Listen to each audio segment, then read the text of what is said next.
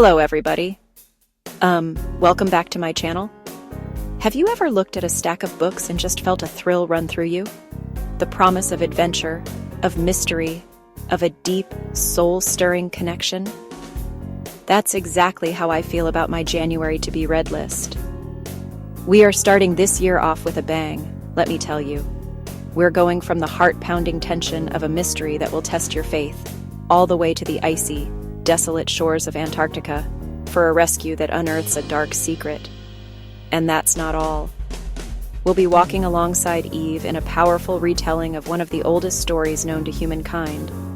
And then, just when you think you've seen it all, we'll meet a little colony of penguins who just might save a life. This month is all about the breadth of human experience.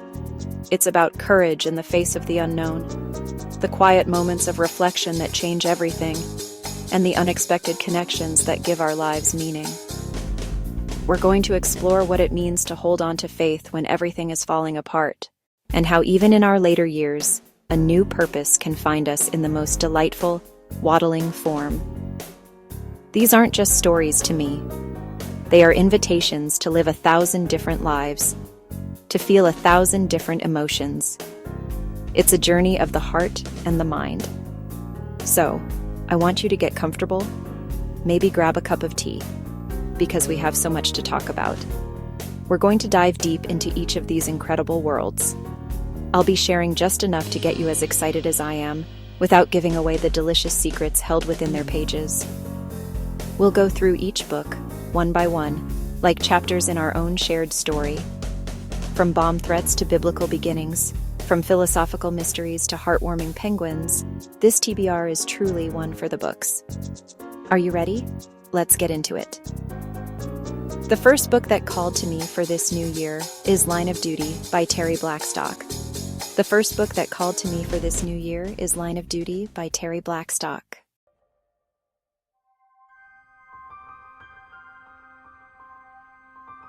Your life is about order, about finding the truth, about putting the pieces together. But what happens when your own life, your own family, becomes the epicenter of chaos? That is the reality for our main character, Jill. She's a mother,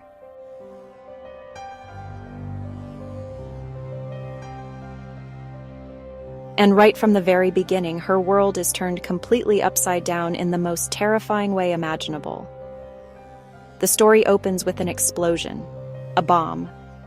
And in the aftermath of that horror, Jill makes a split-second decision that saves her son's life.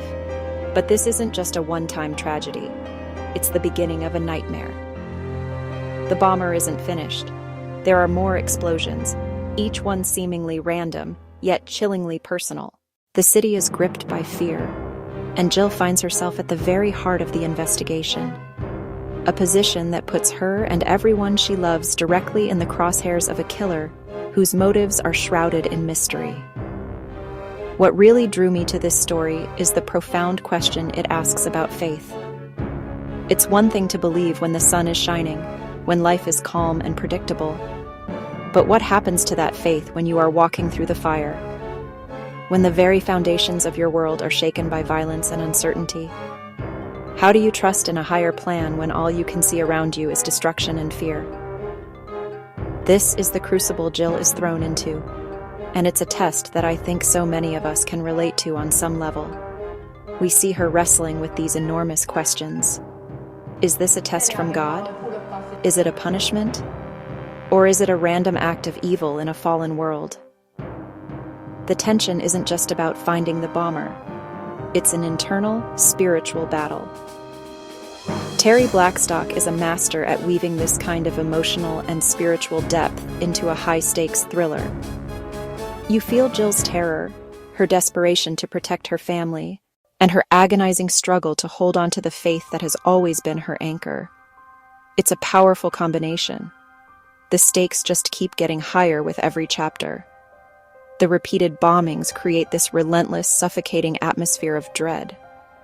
You start to look at every character with suspicion. Who could be capable of such calculated cruelty? The author forces you to question everything and everyone. It's a story that challenges not just the characters' beliefs, but our own as well. It makes you think about what you would do in that situation, how your own faith would hold up under that kind of unimaginable pressure. And the family dynamic is just so beautifully and realistically portrayed. The strain this situation puts on Jill's marriage, on her relationship with her children, it feels so authentic. You see the cracks forming, the fear threatening to tear them apart. Yet, it's also in those moments of extreme pressure that you see the potential for incredible strength and unity. It's that push and pull, that dance between despair and hope, that makes the story so compelling. I'm anticipating a story that will have me on the edge of my seat, not just because of the mystery, but because of the profound emotional journey. I want to see how Jill navigates this darkness, how she reconciles her duty as an officer with her role as a mother. It's about the resilience of the human spirit in the face of evil. This is the kind of book that stays with you. It's not just about the whodunit, it's about the why. Why do we believe what we believe? How do we find light in the darkest of times? It promises to be a story of suspense, yes, but more importantly, a story of incredible courage, a testament to the strength that can be found when you are tested to your absolute limit. And that, to me, is a journey worth taking. And now, everybody, we are going to travel from that high-tension city to one of the most remote, desolate, beautiful places on Earth. Wild Dark Shore by K.A. Nelson takes us to Antarctica. Can you just picture it? The vast, unending expanse of white. The silence, broken only by wind and a lone seabird's cry. Stark, brutal beauty. The perfect setting for a deep, chilling mystery. The story begins with a rescue. A woman is found washed ashore, half frozen, with no memory. A complete enigma. A ghost deposited by the Southern Ocean on the station's shore.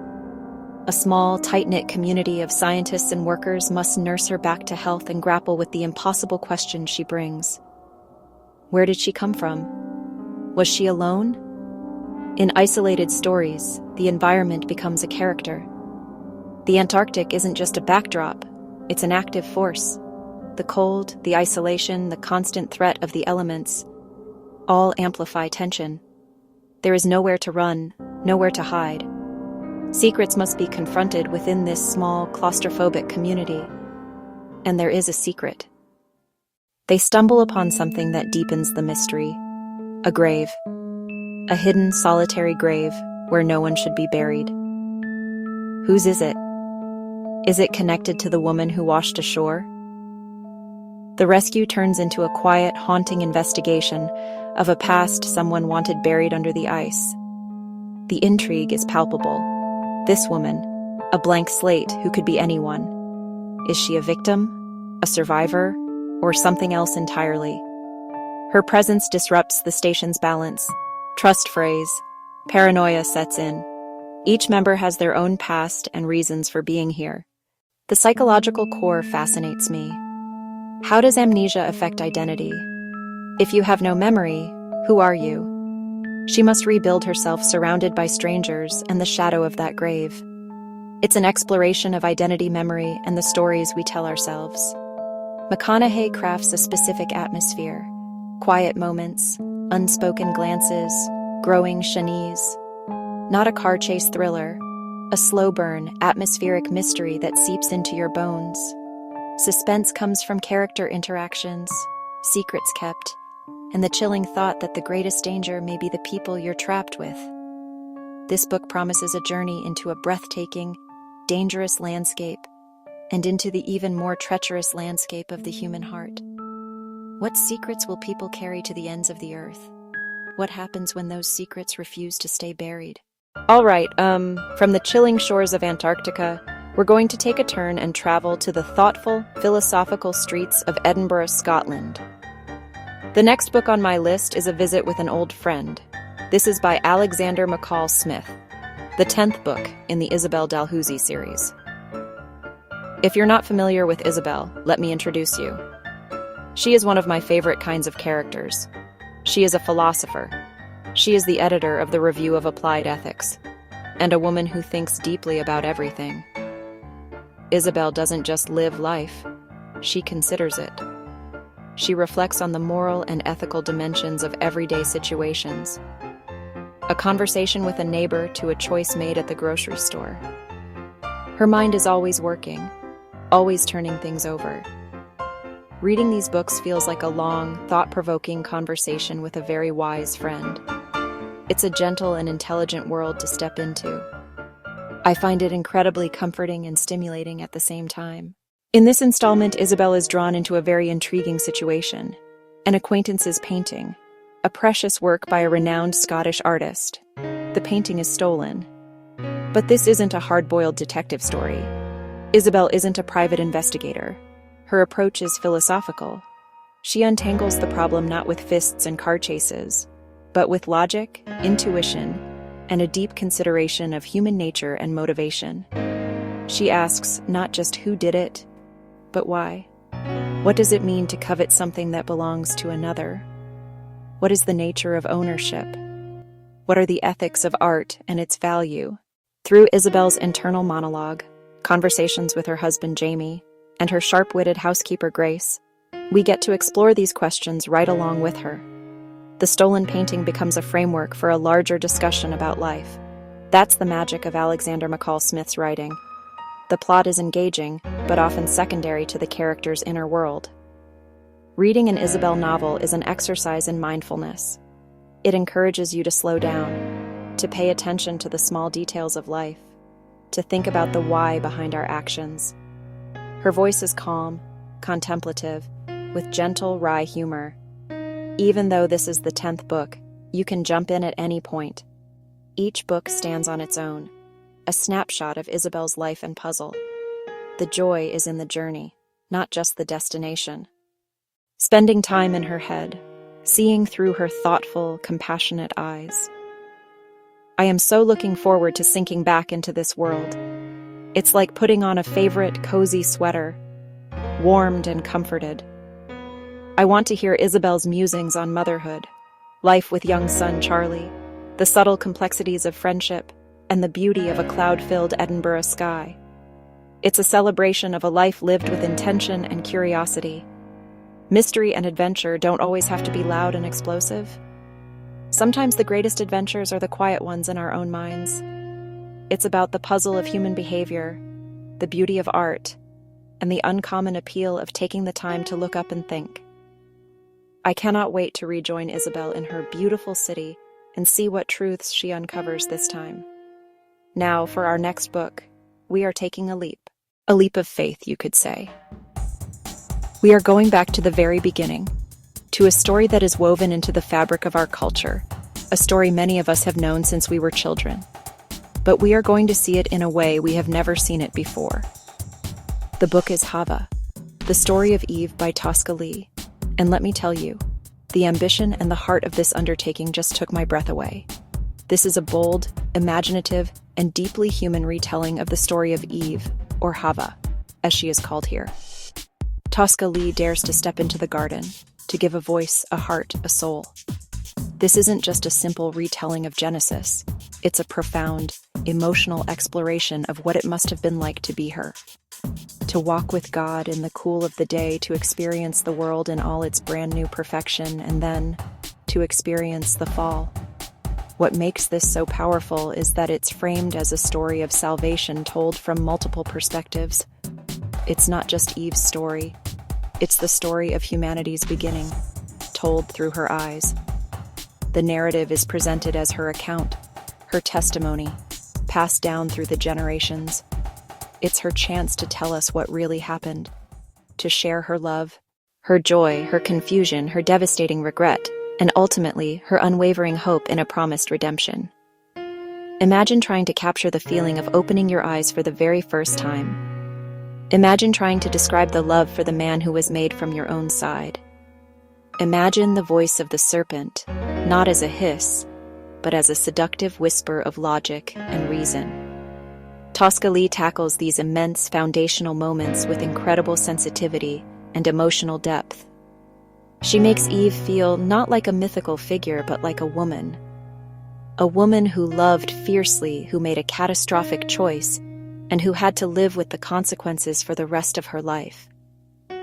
This is the kind of book that will resonate deeply with anyone who has ever wrestled with questions of faith, of purpose, of good and evil. It delves into the very nature of sin and grace.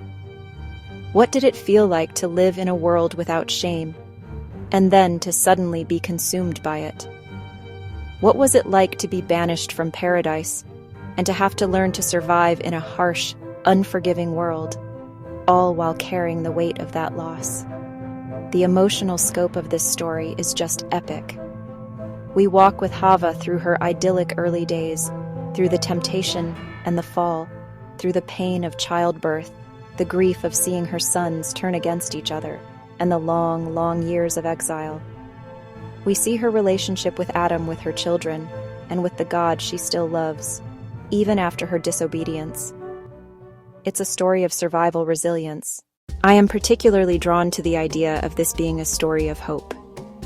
Even in the midst of such profound loss and regret, the narrative is threaded through with the promise of a savior. It reframes the story of the fall not as an ending, but as the beginning of a much larger story of redemption. It gives Eve a voice to express her longing for the fulfillment of that promise, a promise that would one day undo the consequences of her choice. For anyone who loves biblical fiction, or is simply curious about seeing one of the world's oldest stories through a fresh, compassionate, and intensely emotional lens, I feel like this is an absolute must-read. It's a journey back to the dawn of humanity, a chance to walk in the footsteps of the first mother and to understand her story, our story, in a way that is both heartbreaking and full of astonishing grace. After that deep, epic journey to the beginning of time, I think we need something to lift our spirits, to warm our hearts, and to remind us of the simple, unexpected joys of life. And I have just the thing. Our final book for January is How the Penguins Saved Veronica by Hazel Pryor. And just the title alone makes you smile, doesn't it? Penguins. Who doesn't love penguins? But this story is so much more than just a cute animal tale. We meet Veronica McCready, an 86-year-old woman who is, to put it plainly, a bit of a curmudgeon. She is wealthy. She lives in a mansion by the sea. She is utterly alone, save for her housekeeper. She's prickly. She's stubborn. She has pushed just about everyone away. But as she starts to contemplate the end of her life, and where her considerable fortune will go, she has a revelation. She decides she doesn't want to leave her money to some distant, unknown relative. She wants to leave it to a cause that matters. And what cause does she choose? Penguins. After watching a nature documentary about a colony of Adelie penguins in Antarctica, she becomes completely captivated. She sees in them a purpose. She sees a connection that is missing from her own life. So, in a move that shocks everyone, she decides she must go to Antarctica to see these penguins for herself. She is determined to make them her heirs. This is where the story truly takes flight. Veronica has a grandson she has never met, a young man named Patrick. He becomes entangled in her wild scheme, and what follows is a journey that is both hilarious and incredibly touching. You have this fiercely independent, elderly woman on a mission, a grandson who is trying to figure out his own life, and a colony of penguins at the bottom of the world. It's a recipe for a truly wonderful and heartwarming adventure. What I think will be so special about this book is the exploration of late-in-life purpose. It's a beautiful message that it is never, ever too late to find a new passion, to make a new connection. Veronica isn't just waiting to die. She is grabbing life by the horns at 86 and flying to the coldest continent on Earth. There is something so inspiring and powerful about that. And of course, there's the relationship between Veronica and her grandson, Patrick. I anticipate a story of two lonely people, from two different generations, finding each other and forming a bond that neither of them expected. It's a story about family, about forgiveness, and about the inheritance that truly matters, which isn't money, but love, connection, and shared memories. It's bittersweet because you know Veronica is in the twilight of her life, but that makes every moment of connection all the more precious. The penguins are more than just a plot device. They represent a kind of pure, uncomplicated joy and community that Veronica has been missing. Her fascination with them is her way of opening her heart again, after years of keeping it closed off. The little tuxedoed therapists who help her reconnect with the world and with her own family.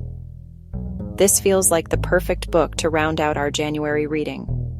It's a story that promises to make you laugh, to make you cry, and to leave you with a feeling of warmth and hope.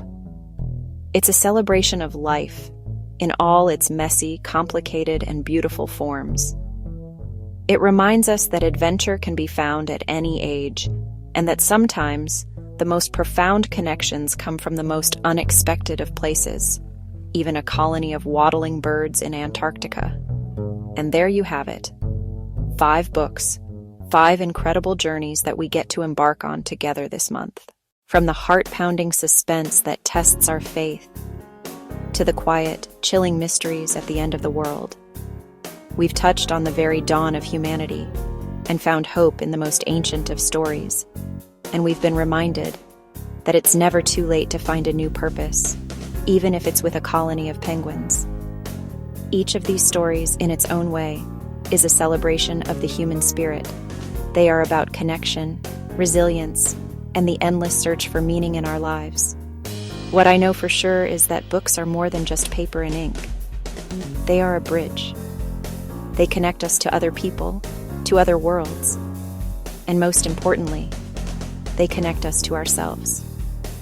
They allow us to see our own lives, our own struggles, our own joys. They teach us empathy. They expand our hearts. This month's reading is a testament to that power, a tapestry of tales that I know will spark conversation, reflection, and so much feeling. So I want to hear from you. Which of these stories are you most excited to dive into? Do you have a book that changed your life or gave you a new perspective? Let's continue this conversation in the comments below. Because the story doesn't end when you close the book. It continues in the connections we make and the discussions we have. Thank you for spending this time with me today. Go out, find a story that speaks to your soul, and live a little fuller this week. I'll see you next time.